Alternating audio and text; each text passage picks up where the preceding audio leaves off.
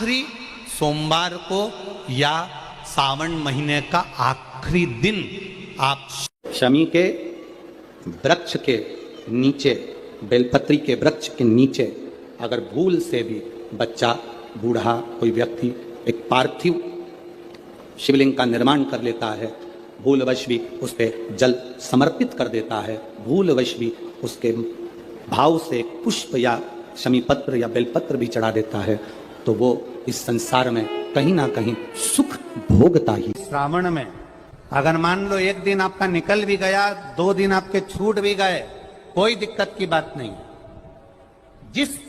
जो पेड़ तुम्हारे यहां लगा हो, जो पौधा तुम्हारे यहां लगा हो, जो वृक्ष तुम्हारे यहां लगा हो, जो क्यारा तुम्हारे यहां हो, कुंडी तुम्हारे यहां हो, उसी की मिट्टी को, उसी के पेड़ के नीचे, उसी पौधे के नीचे उस मिट्टी को थोड़ा सा हाथ से उसको उठाकर एक लिंग की आकृति बना लें। उसमें जलाधारी बनाने की जरूरत नहीं, केवल लिंग की आकृति बनाकर उसी की पूजन वहीं कर कर पानी चढ़ाकर 15 से 20 मिनट बाद अपना काम करने के बाद उसी को उसी मिट्टी में विसर्जन कर दें अपनी कामना कर कर। देव अधिदेव महादेव 2 महीने के बाद क्या देगा ये वही जान सकता है। जो लोटा जल का लेकर जा रहे हो उसमें थोड़ा सा इत्र, अगर इत्र नहीं हो तो गुलाब की पंखड़ी, पंखड़ी नहीं हो तो कोई फूल की पत्ती उस जल में बाबा को समर्पित, इत्र हो तो ज्यादा अच्छा। शिव को जब 2 लोटा जल चढ़ाए तो उसमें इत्र का भाव रखकर, कामना कर कर, त्र्यंबकेश्वर बाबा का स्मरण कर कर और महामृत्युंजय मंत्र को जपते हुए। कौन सा मंत्र? ये वेद का बड़ा सुंदर मंत्र है, इसको चिल्लाकर नहीं बोला जाता, भीतर से बोलिए। एक महामृत्युंजय मंत्र का स्मरण करते हैं। और अगर महामृत्युंजय मंत्र याद नहीं हो तो पंचाक्षर मंत्र नमः शिवाय, पंचाक्षर का स्मरण नहीं रहे तो षडाक्षर ओम नमः शिवाय, षडाक्षर का स्मरण नहीं हो तो श्री शिवाय नमस्तुभ्यम मंत्र का स्मरण कर कर इत्र का जल शिव जी को समर्पित करो और बाबा से निवेदन करो कि 1 महीना तेरी कृपा से सावन के निकले, तूने जल चढ़वाया, बीच में कोई दिन छूट गया, कोई कारण आ गया, हम जल नहीं चढ़ा पाए। जैसे भगवान विष्णु एक कमल का पुष्प नहीं चढ़ा पाए थे तो उन्होंने अपना नेत्र निकाल कर दे दिया था, तो भगवान शंकर इतने प्रसन्न हुए थे कि उन्होंने अपना सुदर्शन चक्र दे दिया था। विष्णु भगवान ने नेत्र दिया, शंकर भगवान ने सुदर्शन दिया। तो भगवान शंकर से कहना अगर बीच में कोई त्रुटि हो गई हो, सावन के महीने में कोई पूजा अधूरी रह गई हो, कोई त्रुटि हमसे हो गई हो और हम जल नहीं चढ़ा पाए हो, तो आखिरी दिन सावन के इत्र का जल चढ़ा देने से बाबा उस त्रुटि को समाप्त कर कर कामना पूर्ण कर देते। शिव संहार, सारी समस्या का हल 1 लोटा जल। पर सावन के महीने में 2 लोटा जल, सावन के महीने का नियम, 2 लोटे जल लेकर देवाधिदेव महादेव के सामने जाइए। यहां अशोक सुंदरी वाली जगह से दोनों धार एक साथ चढ़ाना प्रारंभ करिए और करते करते वो धार शंकर भगवान के शिवलिंग पर ले जाकर छोड़ दीजिए। ये सावन के महीने के अगर आपने मात्र 7 दिन भी लगातार अगर ये धार आपने चढ़ा ली है तो देवाधिदेव महादेव की कृपा से 3-4 महीने में सूचना आपको प्राप्त हो ही जाती है। सुन पार्वती, अगर कोई भूलवश भी मुझ पर जल चढ़ाना भूल जाए और तेरे हस्त कमल पर जल चढ़ा कर जाए तो पार्वती जितना फल मैं प्रदान करूं उससे दुगना फल तुझे प्रदान कर। कहते हैं सावन का चढ़ाया जल मनुष्य के जीवन का हर पल बदलता रहता, हर पल बदलता। श्रावण का जल हर पल, हर घड़ी, हर क्षण आपका बदलता रहता। सावन का जल इसलिए सब समय पर एक लोटा जल, सावन का महीना 2 लोटा, सावन 2 लोटा। सावन के महीने में जितने लोग पार्थिव शिवलिंग का निर्माण करते हैं, सावन के महीने में जितने लोग पार्थिव शिवलिंग बनाकर पूजन करते हैं, कोई सहजता नहीं है। करोड़ों करोड़ों पुण्य हमारे जीवन के प्राप्त हो जाते हैं, तब शिवलिंग बनता है। आप जब शिवलिंग का स्पर्श कर कर, हमने कई बार कहा है, जब आप लोग शिवरात्रि पर शिवलिंग बनाते हो, सावन के महीने में सोमवार को शिवलिंग बनाते हो, सावन के महीने में शिवलिंग बनाते हो, अधिक मास में शिवलिंग बनाते हो, हम कई लोगों को पहले भी कहे, आज भी कहते हैं, महाराज आप अपने हाथ से शिवलिंग बनाओ। ब्राह्मण देवता तो कहेंगे लाओ मैं बना देता हूं, नहीं, आप अपने हाथ से बनाओ। क्यों? ये सारी जो भाग्य की रेखाएं हैं ना, जब शिवलिंग बनाते हो, हमारे हाथ की जो बेकार रेखा है, दुख की रेखा है, हमारी कहीं बेकार किस्मत की रेखाएं होती हैं, शिवलिंग बनाते समय वो रेखाएं भी श्रेष्ठ हो जाती हैं और हमारा भाग्य बदल देती हैं। श्रावण महीने में अगर एक अंश मात्र भी हमने शिव का नाम लिया तो पूरे जीवन भर हमें सुख प्रदान कर देता है। हमारे संपूर्ण जीवन का एक आनंद देने के लिए ये श्रावण का महीना आता है। अभिषेक कर रहे हो, जल चढ़ा रहे हो, दूध चढ़ा रहे हो, आप पंचामृत सामग्री समर्पित कर रहे हो, आप दुनिया की सारी वस्तु भगवान को दे रहे हो, तो घी चढ़ाते समय जब घी चढ़ जाए, शंकर के शिवलिंग पर घी चढ़ गया, उसकी एक उंगली लेकर शिव मंदिर में जहां शंकर जी पिंडी पर बैठे हैं, उस जलाधारी पर जो शिवलिंग रखा हुआ है, उसके चारों तरफ उस घृत को लगा देना चाहिए, अपनी कामना कर कर। महाराज शिव उसको स्वीकार करता है। जो अभिषेक आपने किया है, वो अभिषेक का फल भगवान भोलेनाथ कुछ ही दिन में प्रदान कर देते हैं। मात्र उंगली फेर देने पर, घृत पात्र की उंगली। सावन का महीना ये दिन है, सोमवार के लिए बेलपत्र नहीं है, आग का पुष्प नहीं है, धतूरा नहीं है, तुम्हारे पास कनेर का फूल नहीं है, तुम्हारे पास जल नहीं है, तुम्हारे पास कोई वस्तु नहीं है, तो शिव महापुराण की कथा कहती है, मंदिर जाते समय रास्ते में कोई पौधा, कोई पेड़ मिल जाए तो उसकी भी पत्ती तोड़कर तुम शंकर जी को चढ़ाओगे तो भी शिव प्रसन्न हो जाता है, मेरा औघड़दानी प्रसन्न हो जाता है। करोगे तो भगवान रुष्ट हो जाएंगे। मेरा शंकर भगवान कभी रुष्ट नहीं होता। सोमवारी के दिन ज्यादा तुम्हें कुछ देने की जरूरत नहीं है शंकर भगवान को। मात्र एक चावल का दाना, एक चावल का दाना मात्र, और वो भी पूर्ण, खंडित नहीं, आखा चावल, पूर्ण चावल, अगर एक देवाधिदेव महादेव को समर्पित कर, और हम तो फिर निवेदन करेंगे, एक अष्टमी, प्रदोष, शिवरात्रि, सोमवार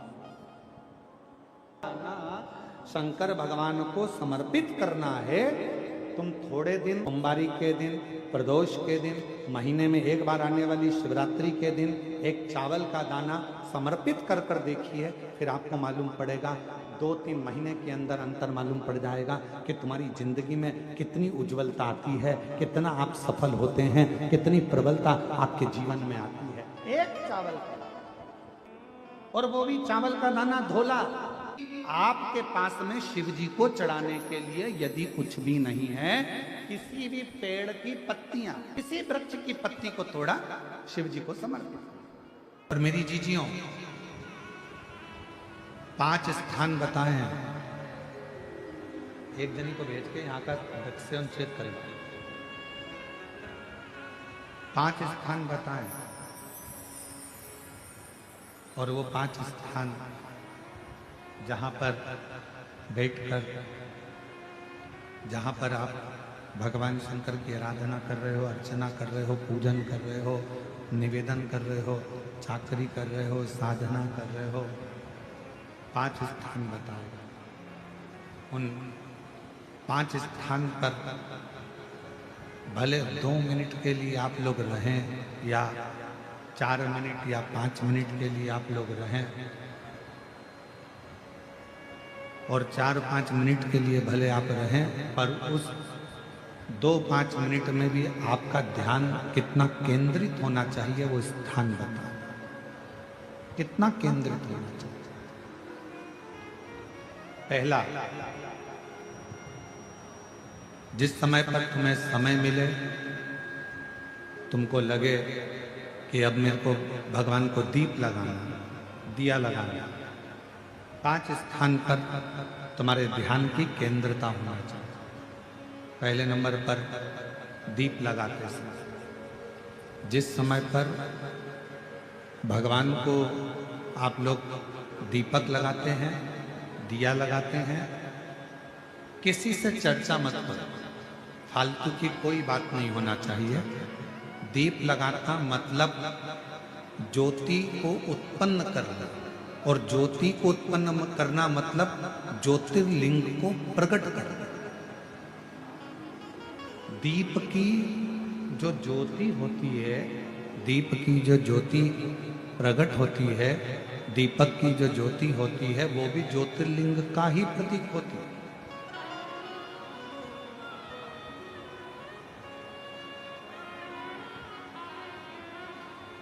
दीपक की जो ज्योति है वो ज्योतिर्लिंग का ही प्रतीक है,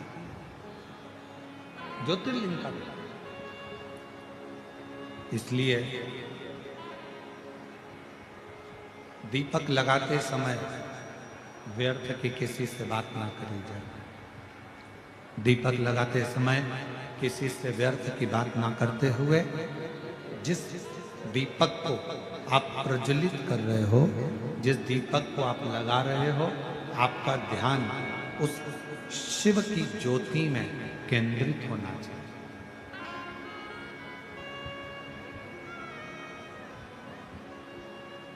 भगवान शंकर की ज्योति में आपका ध्यान केंद्रित है।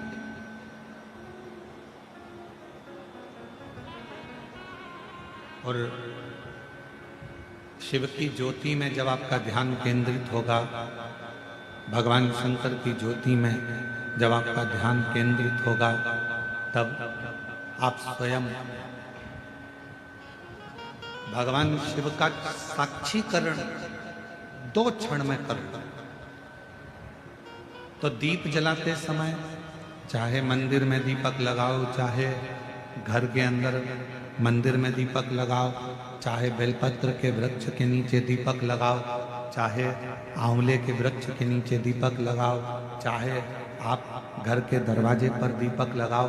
दीपक लगाते समय तुम्हारा ध्यान केंद्रित दीप में जो ज्योति है, ज्योति में जो शिवलिंग है, ज्योतिर्लिंग है, उस ज्योति का दर्शन करते समय अपने ध्यान को केंद्रित। दूसरा, भगवान शंकर को, सूर्य नारायण भगवान को,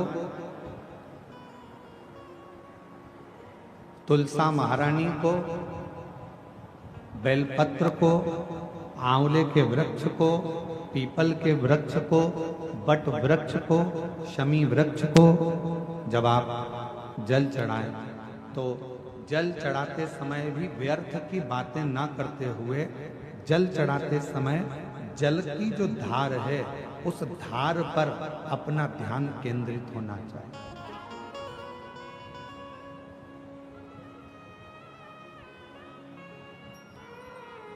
उस प्रेशर बढ़ाओ, प्रेशर, उस धार पर आपका जल की जो धार हो, उस धार पर आपका ध्यान केंद्रित हो। दीपक की ज्योति पर आपका ध्यान केंद्रित हो, जल की धार पर आपका ध्यान केंद्रित हो।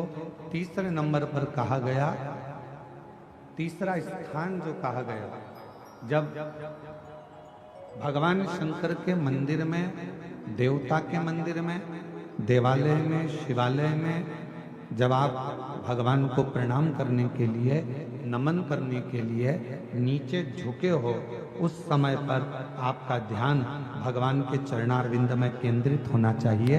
ये तीसरे नंबर का स्थान है। ज्योति, जलधार, चरणारविंद को नमन करना तीसरा। और चौथा स्थान बताया, नंदी के पास जब आप बैठो।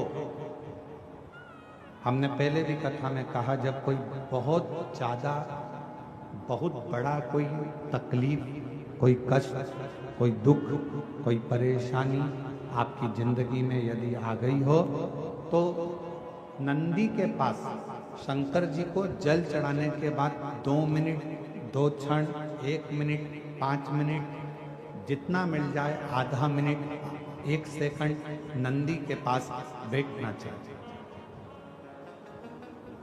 नंदी के और कौन सा स्थान बताया? तो कहा नंदी का जो पांव, आगे का एक चरण नंदी का उठा हुआ रहता है। दर्शन करें आप लोगों ने? किस किस ने करें? जरा हाथ उठाओ, करें सब लोगों ने। नंदी का आगे का एक पांव उठा हुआ होता है। तो नंदी, जब तुम कोई विषम परिस्थिति में हो, बहुत टेंशन में हो, बहुत तकलीफ में हो, बहुत कष्ट में हो, और बहुत ज़्यादा कोई डिप्रेशन में हो, कोई चिंता में हो, कोई बात अगर तकलीफ की है, तो नंदी का जो पांव उठा हुआ रहता है, उस पांव के पास में थोड़ी देर, नंदी के साइड में थोड़ी देर, 1 सेकंड, आधा सेकंड, आधा मिनट, 1 मिनट, 2 मिनट, 5 मिनट, जितना आप बैठो और थोड़ी देर बैठकर बाबा की ओर ध्यान को केंद्रित करो और अपने मन की बात कह दो। वो चौथा स्थान बताया, मन को केंद्रित करने। 5वां स्थान, जब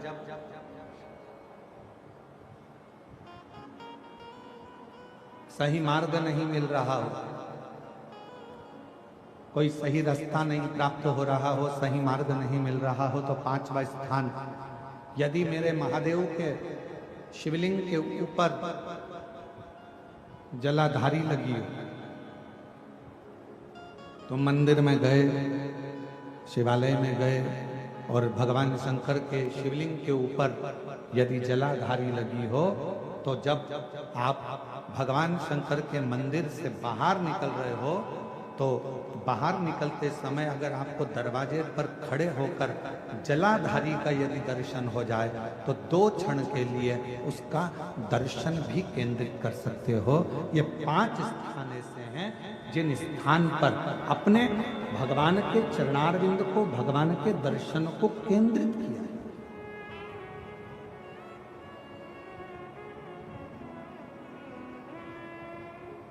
पांच सभी लोग बोलेंगे साथ में। पहला, जम के बोलो जरा, जम के बोलो, आवाज नहीं आ रही है।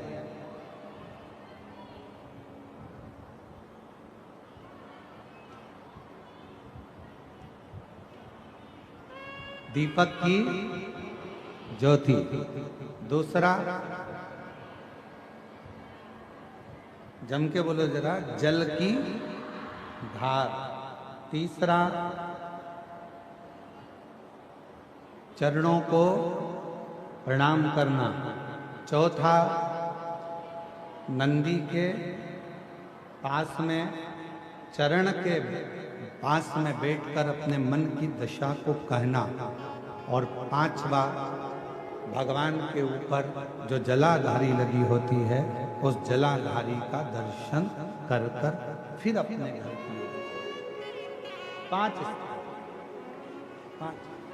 की वायव्य संहिता कहती है, जब कोई स्त्री, पुरुष, मनुष्य कोई भी शंकर जी के मंदिर की ओर आगे बढ़ता है, शंकर जी के मंदिर की ओर जाना चाहता है, जब कोई स्त्री, पुरुष, मनुष्य शिवालय की ओर आगे बढ़ता है, तब भगवान शंकर का ध्यान उस मनुष्य पर पड़ जाता है।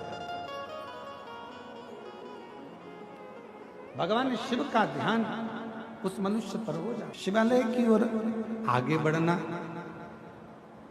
शिवालय की ओर चलना, भगवान शंकर के शिवालय की ओर अग्रणता बढ़ना।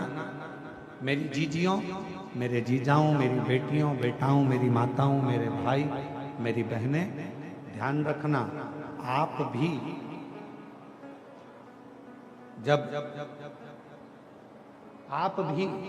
जब भगवान शंकर के मंदिर की ओर 1 लोटा जल लेकर जाते हो, आप भी जब भगवान शंकर के मंदिर की ओर 1 लोटा जल लेकर आगे बढ़ते हो, तो कभी ये मत सोचना कि हमें कौन देख रहा है कौन नहीं देख रहा है। शिव महापुराण की वायव्य संहिता कहती है जब कोई मनुष्य भगवान शंकर के शिवालय की ओर बढ़ता है तब स्वयं त्रिकालदर्शी देव अधिदेव महादेव की दृष्टि